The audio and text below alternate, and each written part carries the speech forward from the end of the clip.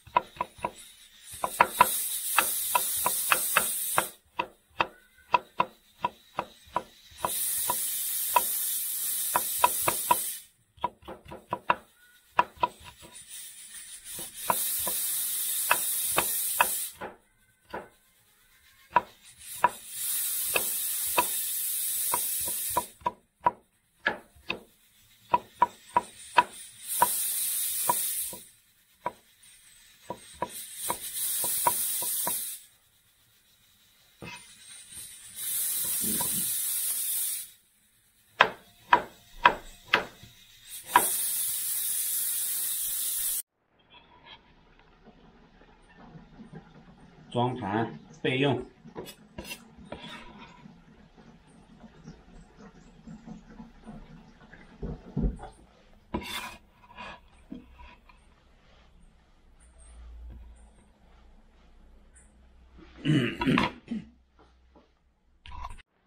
打好鸡蛋备用，糟辣椒炒鸡蛋，这就是贵州本地传统的糟辣椒。用盐把这个椒剁好，放进去腌一下，有点酸酸的、辣辣的。就是据说在制作过程当中一定不能碰到了食用油，一点油都不能沾，不然就要坏了。平常使用的时候也要把勺子洗干净，再去舀这个。做一个青菜汤。 我们的做法是先炒一下，然后再加水，这样呢让菜更加的入味。加水，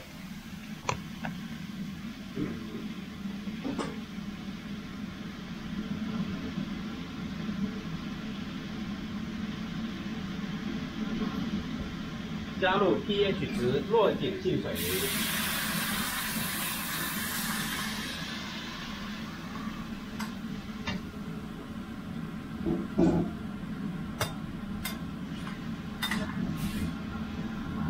好了，等它烧开就往前推进去，往前走，这就好了。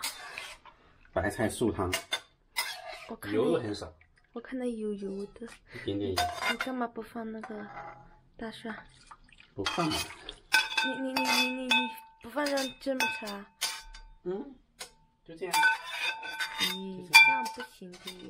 还有那个蒜叶。关了。那个萝卜丝一起炒，这样肉就不会炒老。